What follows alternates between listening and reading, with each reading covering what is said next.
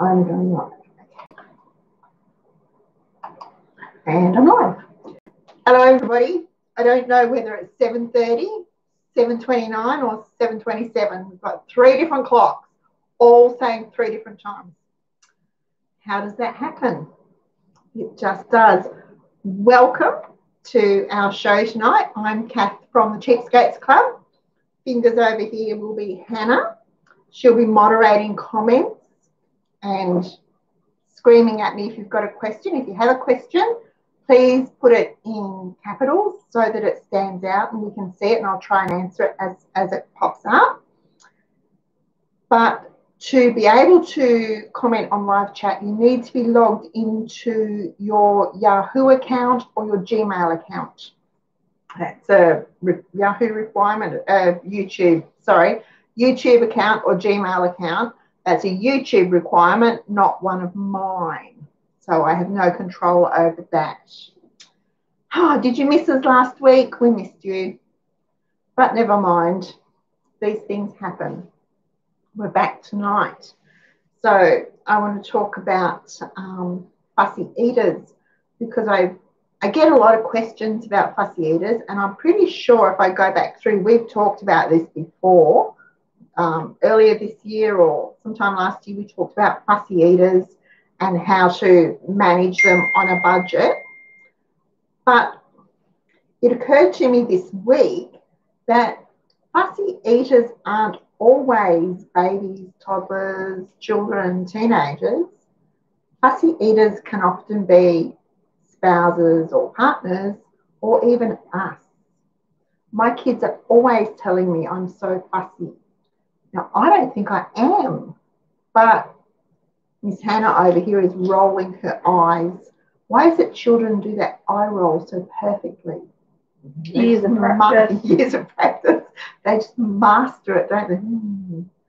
So, fussy eaters can be anyone. Now, I'm a mean mother. Thomas has told me many times I am the meanest mother in the whole wide world, because I think fussy eaters are made, not necessarily born. Now, I will clarify that, so just hang on before you scream and yell at me, that there are occasionally babies, children, adults that have a reason for being fussy. They could be celiac, in which case anything with gluten is going to make them really sick. They feel terrible. They could have sensory disorders. So anything soft, like cream cheese, might not be suitable, or peas. Like me with fruit and things. Like Hannah with fruit and things. She will eat fruit. She will eat things. She won't eat fruit in things. So she doesn't like apple pie. She doesn't like fruit crumbles. She doesn't like sultana cake or fruit cake. She has no idea what she's missing out on. She doesn't like those things.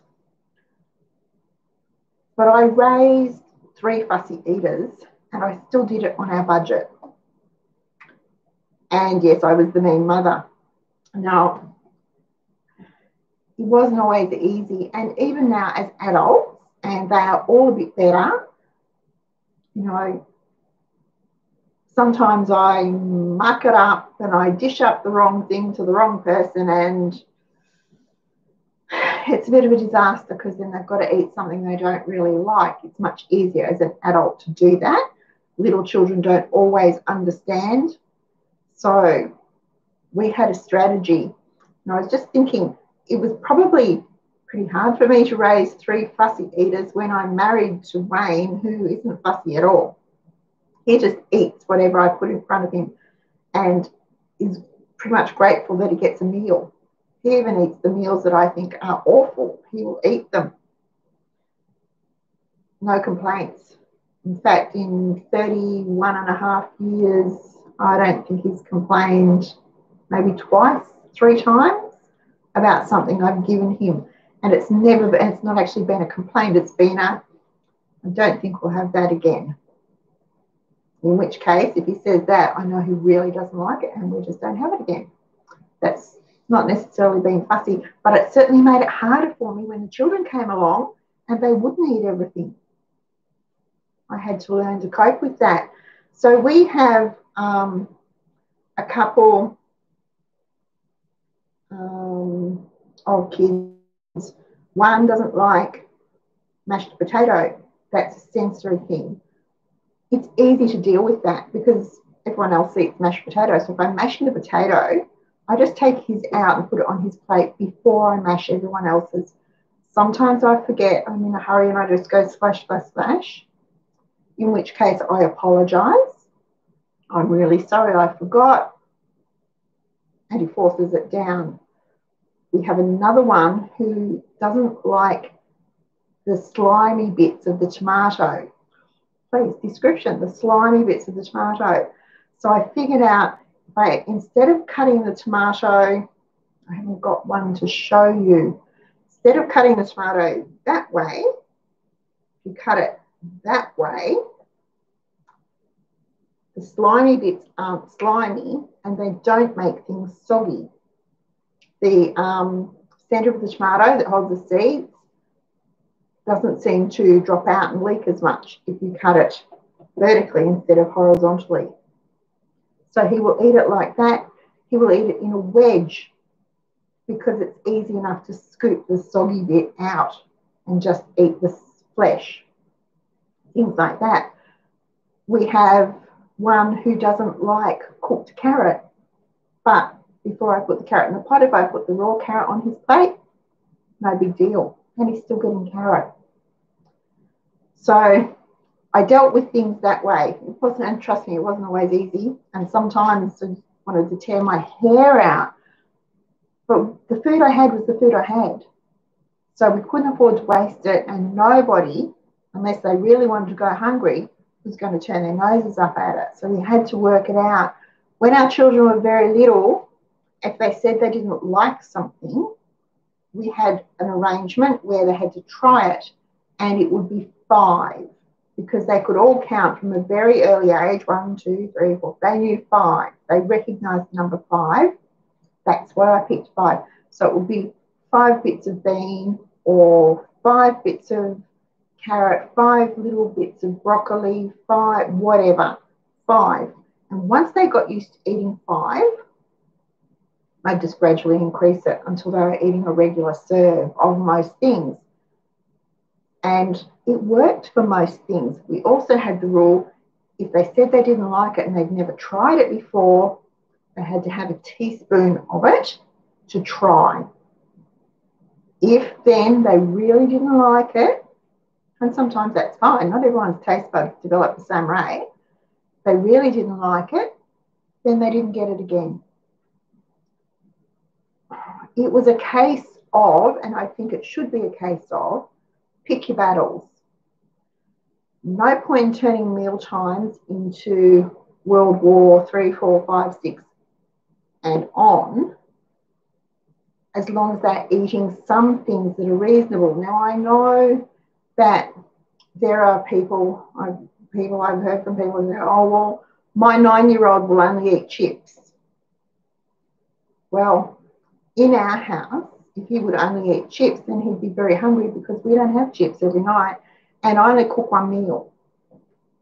And what it is what it is. So if he only ate chips, he would go hungry because there would be no snacks, there'd be no bread, no cereal, no fruit. Dinner is this. If you don't want it, that's it. Don't eat it. We don't have chips. There was nothing wrong with this child other than him just being difficult. We had no issues, no health issues, nothing, no reason to not eat regular food. He just didn't want to.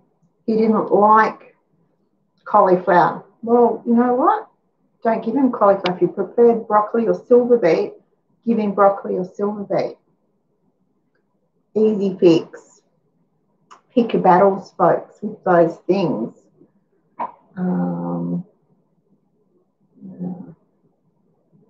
Oh, Judy. Judy's catching up.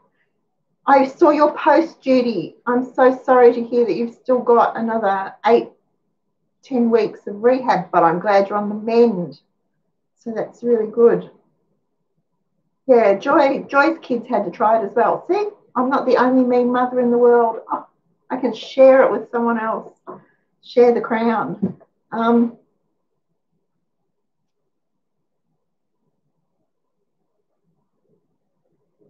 there you go. And Catherine did the number thing too. 6 years old, so you can eat 6 peas and 6 pieces of carrot. It's little people. You need to break it down so they understand. And, you know, if something is very new to them, then they might go, oh, I don't know what this is. And instead of saying, Mummy or Daddy, I don't know what this is, they'll say, I don't like that, because they don't know what it is, if they've never had it before. That's where letting them help in the kitchen really helps too, because they become familiar with the foods and they learn about what goes into the meals that they're eating. And they can do that. My kids did that from day dot pretty much. I used to sit them in the bouncer on the bench when they were tiny, not when they were big enough to bounce off, put the bouncer on the bench and let them, and I'd talk to them while I was peeling the carrots or, you know, getting the dinner ready or washing the dishes or doing whatever. So from day dot, they've always helped in the kitchen. That's why Hannah could make jam on her own at 9 or 10. She's made it for high school in year 7 when it's a year 12 subject in home ec. So get your kids used to working in the kitchen with you. And I know that sometimes it takes longer and you really do need to bite your tongue sometimes. And you need that little bit more of motherly patience. And at the end of the day, it's not that easy. So if you have a meal plan, that takes a bit of that stress away because you know automatically what you're going to need instead of having to think on the fly what you can have for dinner. There's ways to get around it. We all manage our kids the best way we can. I did find that once they started high school and their friends, you know, their group of friends enlarged somewhat, they actually tried different things. So now we have a son who will eat all sorts of weird and wonderful stuff from all around the world that, you know, at 12, if I tried to give him kimchi, he'd have gone, no, he'd thrown a fit. Now, talking about making his own instead of buying it. So, you know, these things. Hannah's having Not a in this fit house because she doesn't like it at all. But there's all sorts of things. As they get older and as their social circle broadens, if they want to be a part of the gang, they're going to try it. And so they might find different foods that they like. It's really interesting that their tastes develop. And watching with 3 kids, they all have different tastes. So it's really, Hannah does not like anything spicy. So anything Mexican, a lot of the Greek style dishes are too spicy for her, although she does like moussaka. That's not spicy. That's not spicy. Could be. Anything like that, the Spanish dishes, anything like that, she's not real keen on. Curries, no. Some of the Asian dishes, no, they're too spicy for her. She likes plain food, whereas both the boys, the hotter the better for them. Me, I'm middle of the road. Don't like it too hot, don't like it too bland. We're all a bit fussy. But we can control our kids and their fussiness. So how do we control the adult fussiness? Now, I'm pretty lucky because I have a husband who will just, thank you, dear, whatever I dish up to him, and he eats it. He's not fussy at all. But if he was, how would I deal with it? Because that could be, you know, he really, really enjoys red meat. So roast beef, roast lamb, steak, chops, those sorts of things he really enjoys. But they're all the really expensive things that we don't have very often because they are so expensive. If he wanted those all the time, and he could quite easily say to me, well, I work hard and I bring in money and I do this and I do that, I deserve it, that attitude, how would I deal with it? Comes out of his pocket money. Well, it could come out of his pocket money. I'd have to rearrange the meal plan. I think I would rearrange the meal plan to be a bit more red meat focused. That would mean, though, that I'd have to trim some things. So we would have less baking. There would be less of the snacky things that he enjoys, because the money has to come from somewhere. The budget is still the budget. And if you can't stretch it or you can't add to it, then you need to find an area to trim. That's what I would have to do. We'd be eating more rice and less potatoes. Although at the moment, potatoes are a bit cheaper than rice per kilo, but they don't go as far. So rice is still a better value as far as carbs go. And it's still a bit cheaper than pasta too. So we'd be eating more rice. He's not a fan of rice. That is one thing he's not a fan of, but he eats it. So I'd have to deal with that. For me, I figure, I don't think I'm very fussy, but apparently I am. I figure, well, I'm the cook and I do the meal planning and I do most of the shopping and I do most of the putting it away and I do most of the cooking, not all of it, but most of it. So I get to choose. That's, my thing. I get to choose. So obviously I will choose things that I like. I do try to include things that other people like.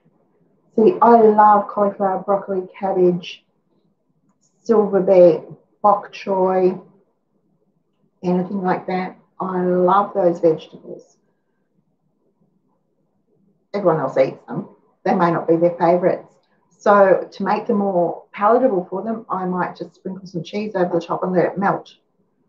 If I'm feeling very generous, I'll make a cheese sauce for the broccoli, the cabbage, whatever. Silver beet is really good if you shred it really finely and steam it with a little bit of nutmeg and some cooked rice through it. Just seems to make it easier to eat.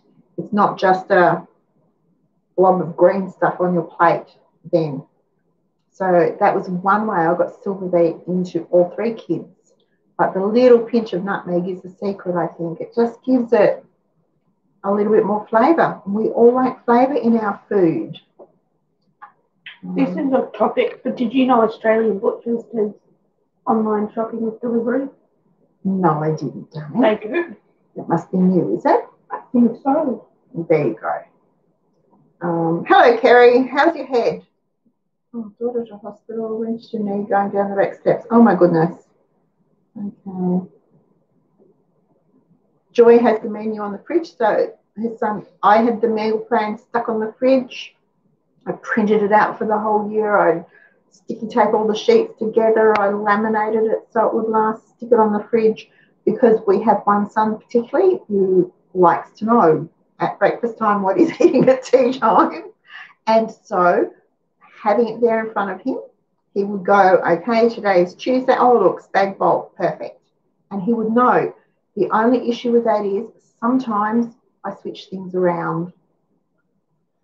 Days get a bit hectic or I decide don't feel like whatever it is and I switch things around. But if I can say, well, I've swapped the spag bowl is going to Thursday night and we're having whatever tonight, he copes. So little things like that always helped. Colleen, 2 high-functioning autism spectrum children, and I found out letting them help with meal planning and preparing the meals helps them.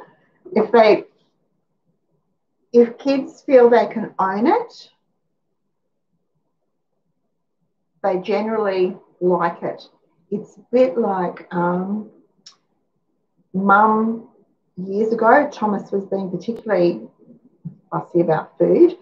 Mum actually gave him a part of her veggie garden and she gave him seeds of the things he liked and they worked in that garden and he grew what he was eating. Now, it took a while, but pretty much from day dot, he had a better interest in what he was eating then. And he's still quite keen on gardening. He will still come out and help me potter in the garden. So perhaps letting them, if you can, even a pot with some strawberries in it, or they're out of season now. What have we got in season at the minute? plant some broccoli, silver beet, anything like that. Something that's quick growing is really good to start with. Silver beet grows quickly. You can start picking it really quickly. Lettuce grows pretty much all year round in Australia, except maybe down the very south end of Tassie you might have trouble with it. Is really good. Let them see what's happening and grow them. But if they can be invested in their meals, kids generally aren't that difficult to get on with. Weaning them off the bought snacks and the bought meals can be difficult. It's like weaning them off. They're addictive. They're addicted to the salt, to the fat, to the preservatives, the artificial flavours, the colours, all those things. So you have to wean them off slowly. Don't go cold turkey or they might scream and yell at you. And try and find a healthier alternative that you can afford that they will eat. So if they like bought dip, see if you can replicate it at home and use pita chips instead of corn chips or potato chips or Jacks crackers or whatever they are, Ritz or what's the Aldi one called? I've forgotten. Whatever they are, try that. That always works. I used to find little plates worked better with little serves of little fancy bits on them so they could pick at them. Not all kids are big meal eaters. Some of them are grazers. It's really hard. I grew up where we had breakfast, we had lunch, we had dinner, and we had to sit at the table until we ate everything on our plates. We didn't do that with our children.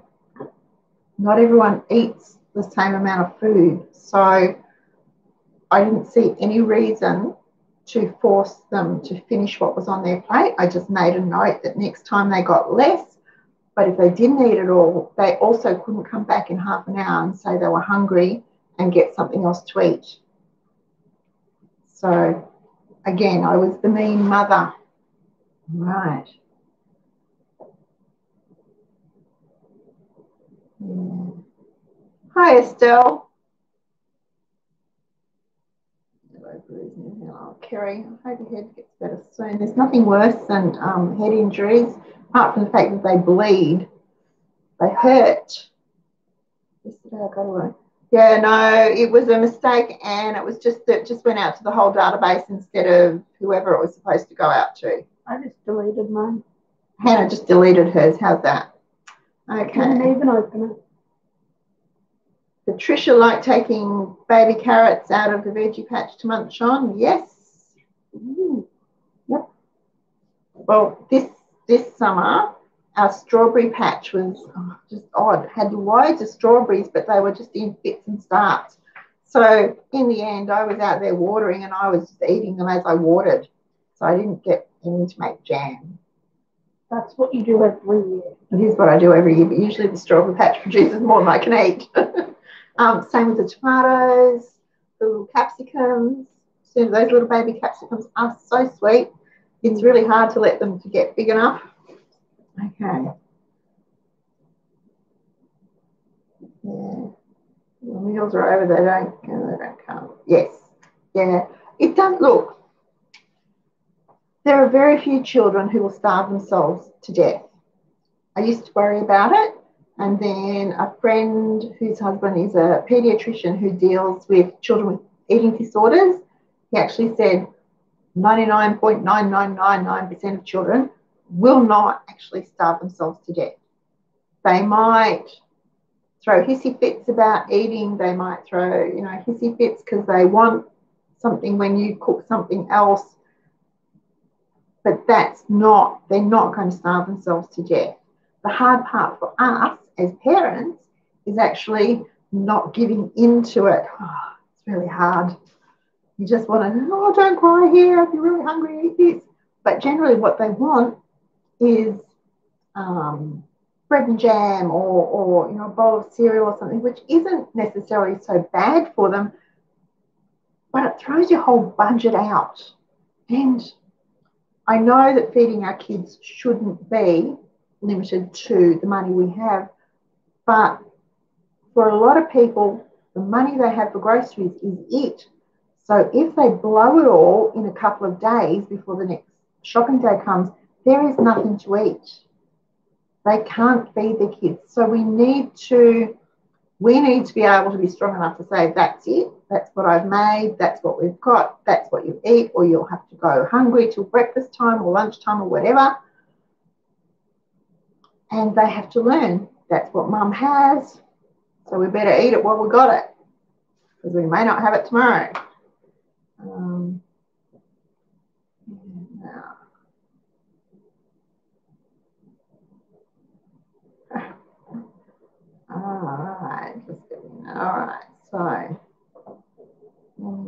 Alright, so back to dealing with fussy adults. It is really hard. The other thing that sometimes works, may not work for you, but it's an option, is give the fussy person the shopping list and the grocery money and let them go try and say they can, once they get everything on the list, whatever's left they can use to get whatever they want. So if they want to replace the chicken fillets with steak, that's fine as long as there's money left over to do that. Don't give them all your month's grocery money if they're only going to buy for a week, though. You just give them the week's grocery money. So on the $300 a month plan, they get $75 to go and do the week's groceries. I could do it with what I use. You could. So try that, because sometimes it's not so much that they don't want to understand, they have just never realised the cost of things and how much it actually costs to prepare a meal. And the cost of food is going up and up and up and up and up and up. It's just getting beyond ridiculous. What's it doing? Going up and up and up and up. Stop it. You do with cheeky kids. Ban them. That's what you do. So things like that might help too. Or you say, this is our grocery budget, and there's 4 of us, 5 of us in the house. So your portion for the week is $15. There's your $15. You go and buy your food for the week. No, I couldn't do it. Really, really hard. I've been living off 2-minute noodles. 2-minute noodles, but you wouldn't because they're really expensive. Have you seen the price of those things lately? No, because then you can get beef, chicken, original, chuck in a bit of meat. So oftentimes it's not them being deliberately fussy as adults, it's just them not understanding and perhaps learning to cook. I had to learn to cook. I was not a cook. Now, don't get me wrong, I could cook. I just didn't enjoy it. Getting dinner every night still isn't my favourite thing to do. That's why the meal plan is just a lifesaver, because I don't have to think about it. That's it. I know I can make whatever dish it is. That's what we're having. We've got the ingredients.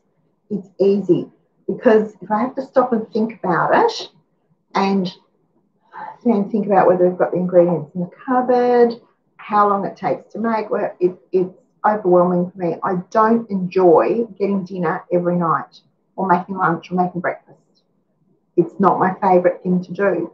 Give me a party to cater for and I am in heaven. I love doing that sort of cooking and baking. Just dinner on the table is difficult. So perhaps let your fussy eater take over the meal planning and the cooking. It's difficult when there's working, you come home, it's late, you're tired, everyone wants to eat, and you're still thinking, here it is, 7:30, 8 o'clock, and we haven't had dinner, and there's children that still need to be put to bed, and the pets still need to be fed, and there's washing that's hanging around. It's difficult. But perhaps if you turn over the cooking, like we do with the little ones, and get them more involved in the food, if you turn that aspect over to the fussy eater and get them to prepare what they would like to eat, and, me, I'd just about kiss their feet if someone was offered to cook dinner every night. My greatest holiday with room service, because I've never ever had one, and a cook, I'd be in heaven. What's Mother's Day? What's Mother's Day? Offering you breakfast in bed. That's room service. No, it's not a holiday with room service. It is, because it's a holiday. Anyway, you know, I cook. Someone will come in, just cook a meal, dish it up and leave. I'm happy to clean up. Cleaning up doesn't bother me. Cooking annoys me. So perhaps that helps. Now, I don't eat veggies at times, so pulse them in the Nutriblend. I'm sorry, Patricia, I've lost your thing. And add them to the bolognese sauce. Yeah, hide them if that's the issue. They don't like veggies. But, you know, if there's a particular vegetable they don't like, for whatever reason, there are alternatives.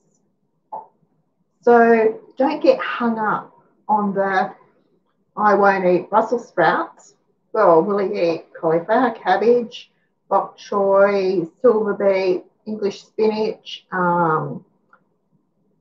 celery? There's alternatives. What's English spinach? English spinach. We have silver beet. Yeah. English spinach is the little leaf spinach, the little smooth leaf spinach. Yeah. Because we call silver beet. In America, they call it Swiss chard or rainbow chard, depending on which one it is. And then there's spinach, and we call spinach English spinach. And there's also a New Zealand spinach, but I think that's native to New Zealand. It's a bit different, I think. Not really sure on that. Hiding them in the bolognese sauce will be fine. And then Lynn's been hiding her veggies and bolognese for over 30 years and her husband doesn't know. Isn't that it? That's just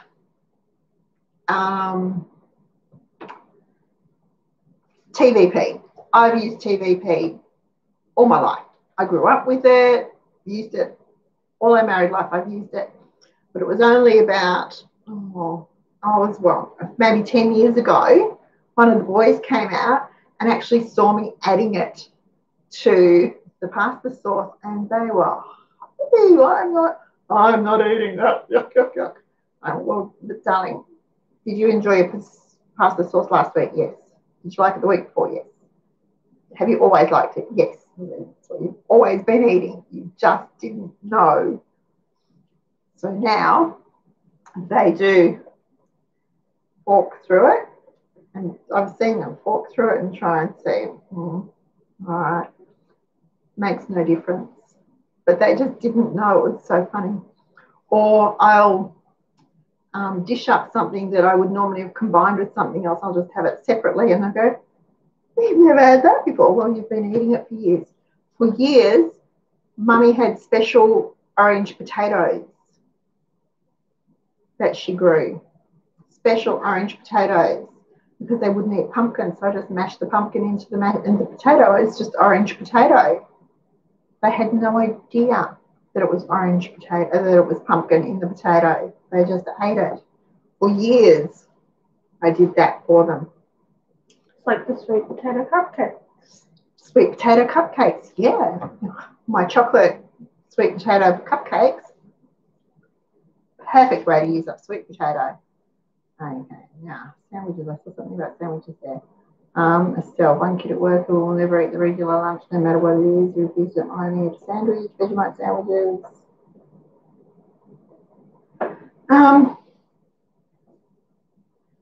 Estelle, you know what? He will grow out of it. Everyone panics about they'll only eat Vegemite sandwiches, or they'll only eat peanut butter on crackers, or they'll only, they will grow out of it. They won't live on that forever, and they do eat other things. They don't just eat Vegemite sandwiches, breakfast, lunch, and dinner. They do eat other things. So if he wants to have a Vegemite sandwich for lunch every day, Vegemite sandwich is fine. I wouldn't stress about it.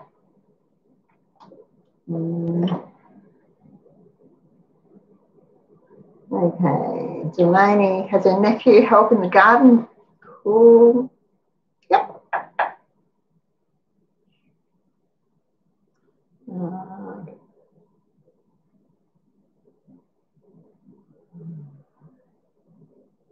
Yep. I made one. I've always just done one meal. I'm not a short order cook. This isn't a restaurant. It's not a cafe. It's my kitchen. If I've got to do all the work, I get to choose, and everyone else just has to eat it. You just take mine out before you add the spice. I take Hannah's out before I add the spice. It's true. If we're doing haystacks or something like that, I take her portion out before I add the spice. It's a bit like taking the potato out of the pot before I mash it. It's easy enough to do. And they're still eating. They're still getting it. It's no extra work for me. If it was going to be extra work for me, then that wouldn't fly. That would not happen. But it's no extra work for me. So there's ways around dealing with fussy eaters.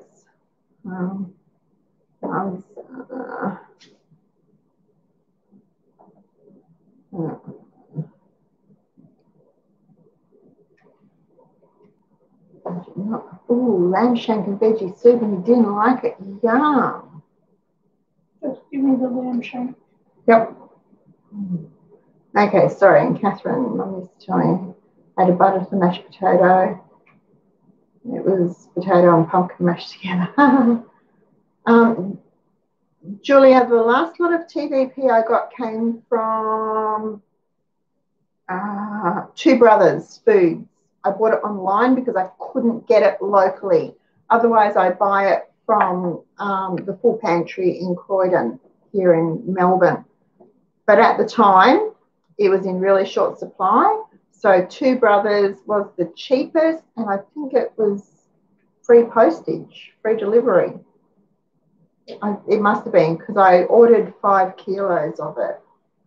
So, and it's been really good. A TVP is one of those things that, depending on where you buy it from, it might be chunkier, or it could be lighter or darker or whatever, depending on the brand. That doesn't really bother me so much.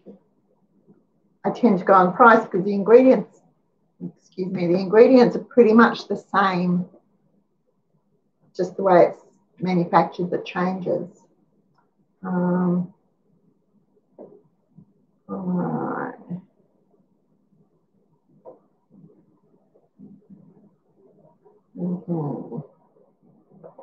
Raw veggies. Hannah would have raw veggies on her plate every night. Oh, yeah.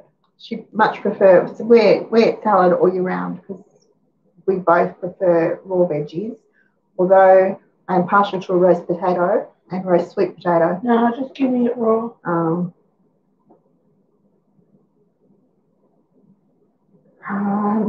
Estelle, the last time Aldi have only had the TVP once, and it was last year sometime. I can't remember when it was. September? Can't really remember. It was when they do their health food special buys anyway, but that was the first time they've ever had it. So, yeah.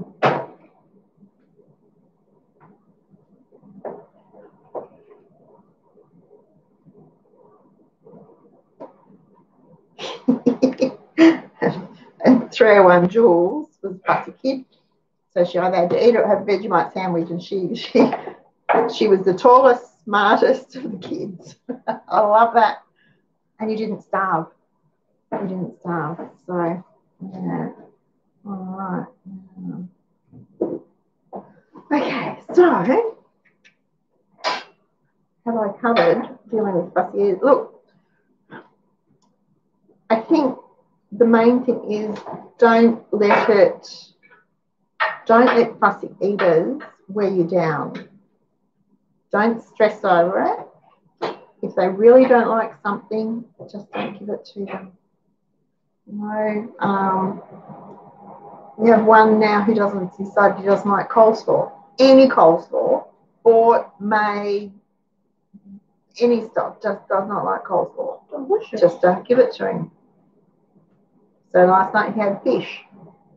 We were having fish with salad, coleslaw, and wedges. So he had fish and some wedges. He missed out on coleslaw. That's all right. More for us. More for us, yeah. That was all right because it was, yeah. No, don't. don't eat yourself up about fussy eaters, and be strong. When you're dealing with children or adults, be strong. This is what dinner is. If you don't eat it, there is nothing else. If you have to go to bed hungry, then I'm really sorry, but that's your fault because you didn't eat what was for dinner. Have a set time for dinner. Give them 30 minutes to eat. That should be ample time. If it's not eaten in the 30 minutes, it's gone. There is nothing else until the next meal. And don't give in and give them milk or Milo, a glass of water if they're thirsty. So, I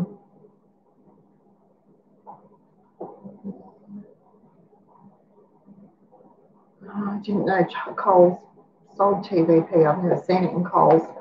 It can be very expensive from health food shops because they'll only sell it in 200-gram packets. That's really annoying to me because 200 grams isn't going to go anywhere. So try Two Brothers.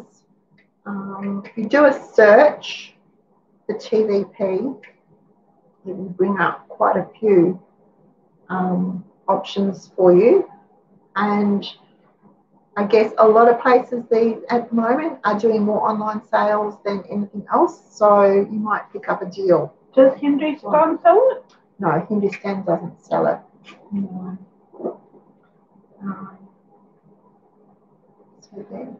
So guys, there we go.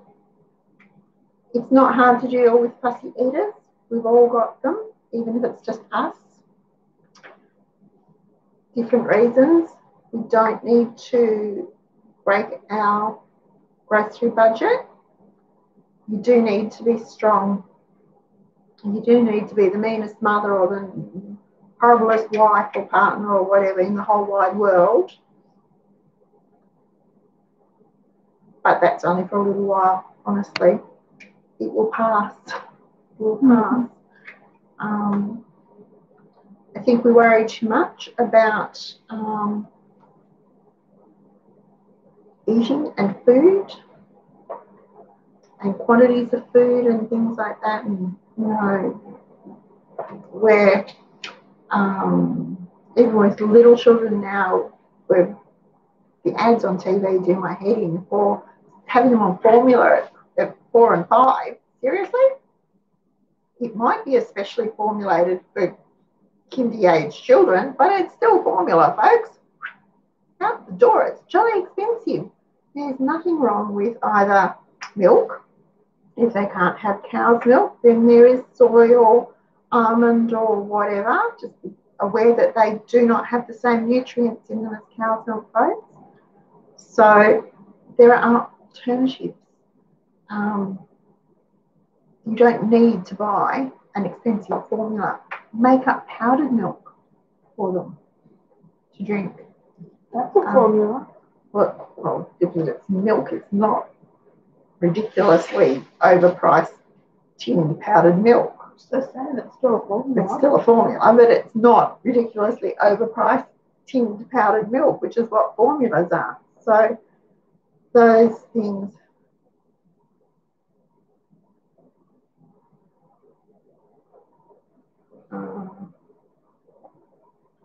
Yeah, I agree, Patricia. The toddler milk is just beyond ridiculous. By the time our kids were 12 months old, they were starting to go onto straight cow's milk. So, and none of them suffered terribly. It doesn't make any difference to Hannah's eczema, whether she has dairy or not. We tried all that. So, yeah, it's a bit like the toddler yogurts too in the squeezy packets now. Oh, seriously? All right. A while ago, Woolies advertised an event for baby and toddler products. Alas, it's just a way for them to sell people stuff they don't need and can't even use for more than a short time. That's exactly right. Pretty much anything that you use, you can use for your baby. You just Shrink it, folks. Shrink it. It's like making baby food. You can do your own baby food. It's easy. And no special tools required. You don't need to go out and buy special mini food processors and things like that. I used my regular food processor or a fork to mash the baby food. And then I froze it in little containers, and I didn't even buy special containers. Whatever was at the time, it might only have a teaspoon in it. But when they were little, to gradually got bigger, there it went. We didn't buy baby food. The only time we bought baby food was when we were travelling. And even then it was pretty revolting, and they didn't actually really like it because whether you opened the lamb stew or the pasta or whatever, it all was all orange and all looked the same. So we didn't like that.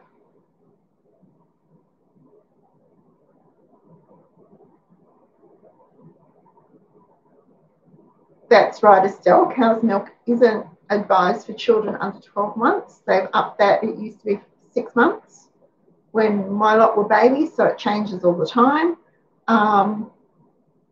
because of the proteins. And you do the same as when you're introducing any food or egg. You do it slowly and wait for the reactions, one thing at a time, and wait for the reaction if there's going to be one. All right, guys, I shall call it quits tonight. I think we all know that we can manage fussy eaters. We can stick within our grocery budget. We don't need to be cooking 45 different dishes every day to cope with the fussy eater. In my house, the fussy eater has to fit in with me. I don't have to fit in with the fussy eater. It might sound harsh, but you need limits. There's got to be limits. Otherwise, you're going to be wearing yourself out, worrying yourself sick, spending on stuff that you don't really need and that you can't probably really want to buy. So don't do it. Just don't do it. You've got a fussy eater, retrain them to not be so fussy. Take a little bit of time, a little bit of patience, and maybe some planning ahead, but you can do it.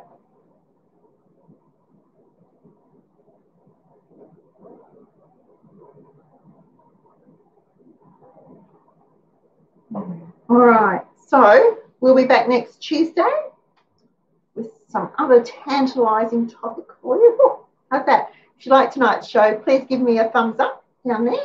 If you haven't subscribed, please do. Both those things help our rankings with YouTube, which means people can find the videos easier. I don't know what else it means. It just means people looking for them can find them easier. As far as I know, it helps with rankings, and rankings are good currently. So do that. No, Kerry, kitchen won't be finished till August. Sore topic. Kitchen is a 7-letter word around here at the moment, along with a few other odd words that we're not using. So we're still in bits and bobs with the kitchen, but it's on its way in pieces. Okay, so I'll see you next Tuesday. Thank you so much for joining us. And remember, please give us a thumbs up, a big like. That would be great. We'll see you next Tuesday. Have a lovely week, everyone, and stay safe.